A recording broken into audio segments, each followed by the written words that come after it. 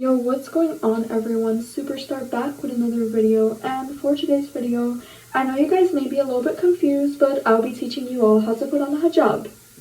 The reason why I am going to start wearing a hijab or veil or any type of head covering is because I'm a woman of God and I want to humble myself. You know, it states in the Bible that beauty comes from within and that all women must be modest, meaning that they must practice veiling and they must dress in long sleeve like how I am right now, even in the summer. Because guess what?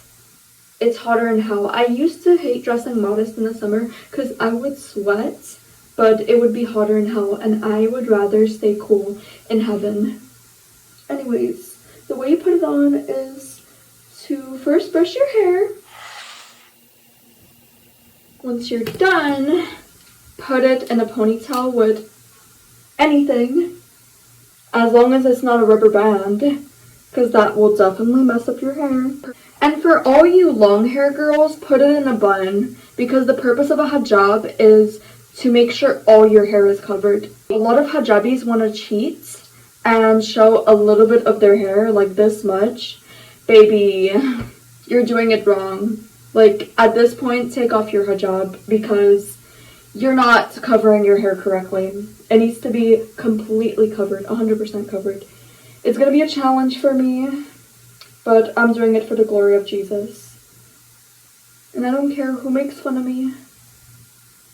So, make sure that this part is in the middle. Then, you can style it in any way you want. Not only does your hair need to be covered, your neck needs to be covered too, because remember, beauty comes from within. And the only person that could see your neck is your husband, but in private, and your family. See how I style it? Like, I basically have this one like this, and then I put it back. And that is how you put it on correctly. As you can see, my hair is not showing. My neck is not showing. It's not even choking my neck. It feels actually comfortable. Please like and subscribe for more videos like these. And always remember that Jesus is always with you.